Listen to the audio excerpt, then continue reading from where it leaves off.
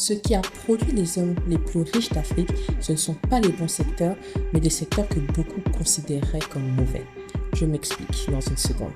Allons au cœur du paradoxe. De ma perspective, bien sûr, la vraie erreur n'est pas de choisir un mauvais secteur, mais de mal s'y prendre dans son propre marché. Regardez les secteurs d'où émergent ces fortunes.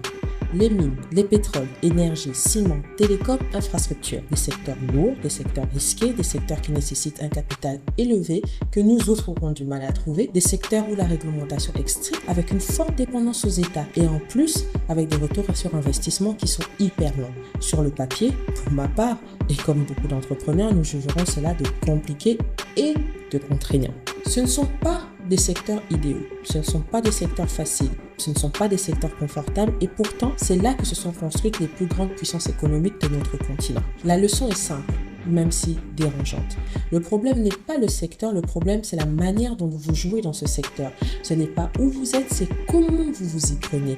Les grandes fortunes africaines n'ont pas cherché des marchés parfaits, elles ont su faire lever des contraintes de ces marchés afin d'en faire des territoires de pouvoir. Voilà pourquoi il faut impérativement revoir notre façon de penser le bon ou le mauvais secteur.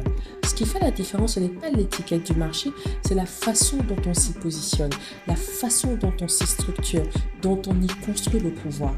Autrement dit, la richesse ne vient pas du secteur, mais de la manière dont vous jouez dans ce secteur.